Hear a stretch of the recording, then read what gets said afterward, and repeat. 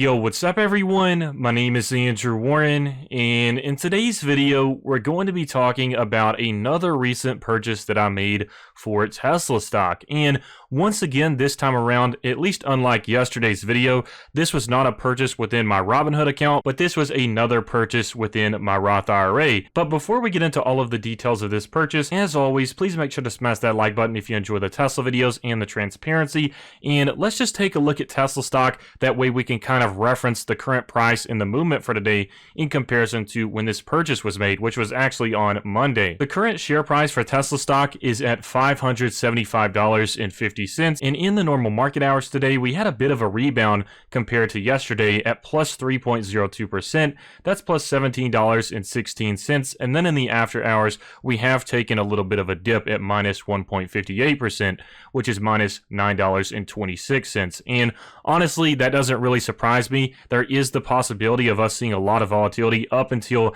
S&P 500 inclusion, and then again, there's also a possibility of us just seeing a consistent run up as well. It could honestly go either way. It just depends on what people are doing with this stock in the market. But back onto the main topic of this video, like I said on Sunday with that video, I covered how I recently made a purchase on Friday with my Roth IRA for Tesla stock, and I stated that for some reason for my Fidelity account, which is what I use for my Roth IRA, it would not let me make a fractional share purchase on Friday. I guess it was because they had the market hours closing early. I think the normal market hours ended at like 1 p.m. on Friday, and then the after hours started at 1 p.m. to 4 p.m.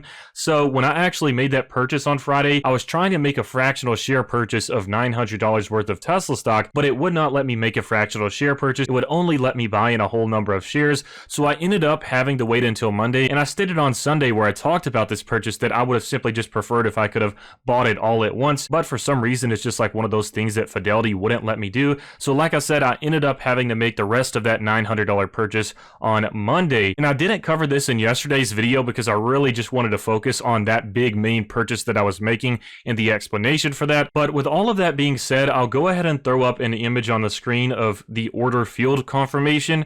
So this shows basically what I spent, which was an order to buy $315.13 of Tesla stock, which equaled to a fractional share of 0.523 shares, and that was filled at a share price of $601.76, and that was on 9:32 a.m. on Monday morning. So as you can tell from that, as soon as the normal market hours opened up, just 2 minutes after that, I went ahead and made that purchase for the rest of that remaining $900 left. And just to compare this purchase to what Tesla stock is currently at, as I stated, that fractional share price transaction was filled at around $602 per share almost, and we are currently at $575.50 per share. So we have lost a decent amount on that purchase so far, which is something that doesn't bother me at all. I'm used to this. This is nothing new for me, and it really doesn't affect me, especially because I'm a long-term investor. So the short-term movements for the most part are pretty much irrelevant to me because I'm a young person and I'm also a long-term investor. So I have a higher risk tolerance in the sense that I can wait a much longer time to recover from that drop in price compared to someone who would simply be just looking to hold for like 1 to 2 years. Then that would be a lot more detrimental to them than it would for me because I have the time to wait for this to recover and go higher than that price, which I think it will likely, especially with all of the excitement between now and S&P 500 inclusion.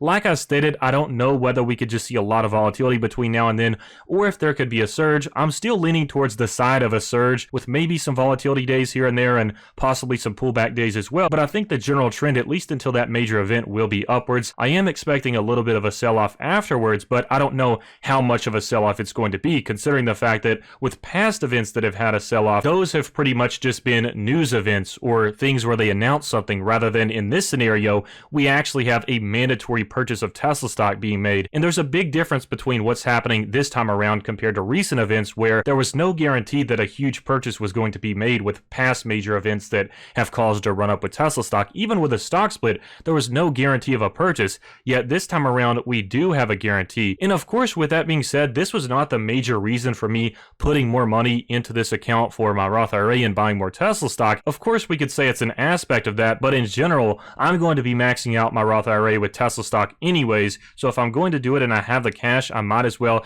do it beforehand and see if that does happen to grow with the run up. And if it doesn't, and if it ends up going down to a price lesser than what I paid for, then I don't have a problem with that as well. Because for me, a Roth IRA is really just focused on long-term holdings and long-term growth. And I'm looking for that to grow into a notable amount tax-free. That's the greatest thing about the Roth IRA, which is if you wait until that certain time period, 59 and a half, 60 years old, then you don't have to pay taxes on any of those gains.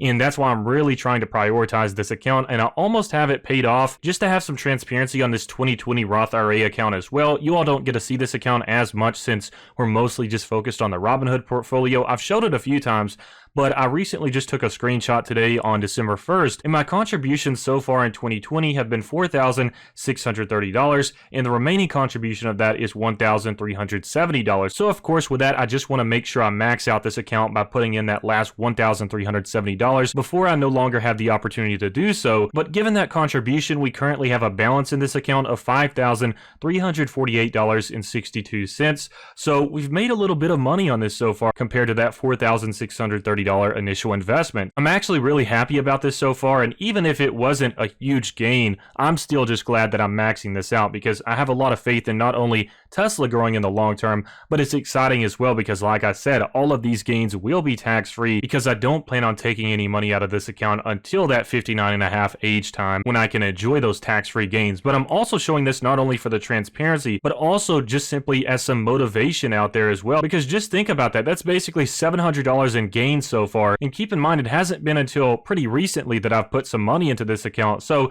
a $700 gain so far that is not going to be taxed in the long term when I eventually take this out. That's really exciting to me, and that's why I really try to prioritize these accounts. I just wanted to show that there for those interested in the progress with that account as well, because I know that you all get to see the Robinhood one pretty consistently, but we don't get to look at the Roth IRA one as much. In terms of just addressing some of my justification for this purchase, like I said, if I'm going to contribute to the Roth IRA regardless, you all know that my investing strategy is pretty simple. It's just dollar cost averaging, meaning when I have the money to buy that isn't going to be needed to be used for other things such as like credit card bills or other expenses, then I simply just spend it on the stock that I'm interested in when I have that money. Now, that strategy is a lot more effective when it comes to long-term stocks that will have a long-term growth trend, which I believe that Tesla will be one of those long-term stocks. But I also felt like this would be a solid time for me to make this investment prior to S&P 500 inclusion, and I know that there is the risk of a pullback afterwards under my initial expense cost, but that's a risk I'm willing to take because like I said, I'm a long-term investor anyways.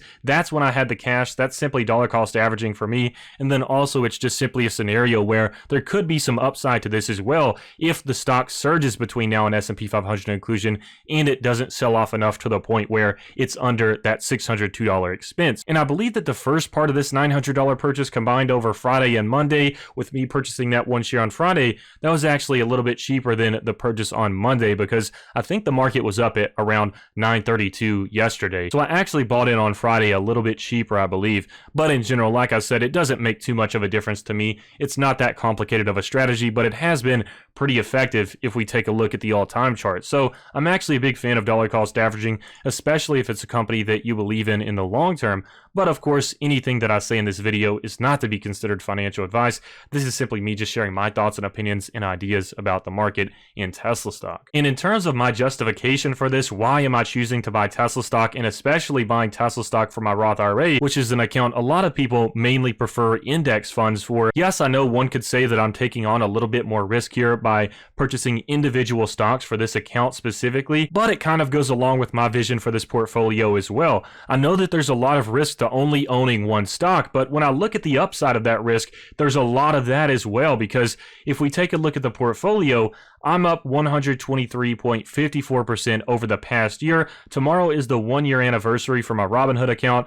And so this $127,000 almost, that is life-changing money for me. And although some people may say it's really risky to put all of your money in one stock, which I think it is pretty risky, I'm a person with high risk tolerance, and I just simply have high conviction when it comes to my faith in Tesla as a company and what I expect to see out of them in the future and the decades to come. So this is certainly a risk, but it follows along with my risk tolerance. And even back when I only owned 3 stocks, I realized that even just owning 3 stocks over, let's say, 10 to 20 stocks, there's some more upside with that as well. More potential for gains to happen as long as those 3 choices are solid stock choices and solid growth companies. And then I realized that even with that, let's say you own 3 stocks, well, if you make one bad choice, that can hold down the other 2 stocks' growth. But my logic with going all in on Tesla stock had simply a lot to do with what I expected to see out of them as a a company over the many years to come, and this clarity that we have for this growth path and this roadmap for the progress of this company. And given this high conviction, I thought, why own other companies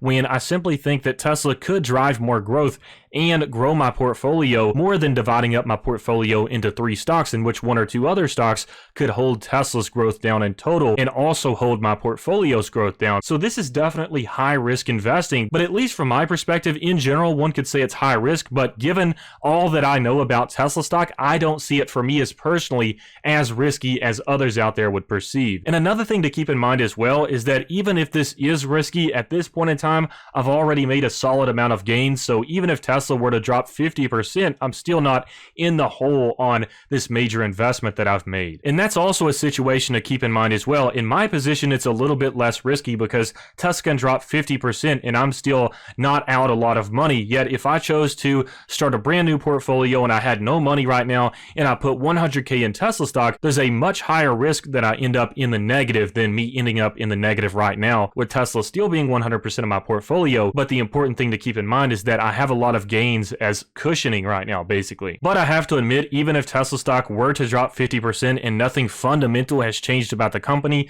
I would simply be viewing it as a discount. I did the same thing with the dip in this time frame. I bought Microsoft stock during this dip when everyone else was pretty much scared about what the market was doing. I was simply just buying aggressively whenever I had the cash. So in general, of course, I do have to address that. I'm simply just a different type of investor than a lot of other people out there, but I have a lot of conviction based on the research that I've done for this company, and that's why I'm still choosing to buy it in my Roth IRA account, because I do see a lot of potential for growth even at some of these higher prices right now, which may seem outrageous to some people out there for what it's currently doing as a company at this point in time. But for me, like I said, it's all about the long-term perspective and what I'm expecting to see them doing in the years to come. So I personally just see opportunities even at this point in time for money to be made with this stock, because I expect a lot of growth out of this company, especially with their disruptive technologies and this tremendous transition that is just simply inevitable to occur. Anyways, I just wanted to run through some discussion about this recent purchase and some of my justification for it. So please make sure to smash that like button if you enjoyed the transparency,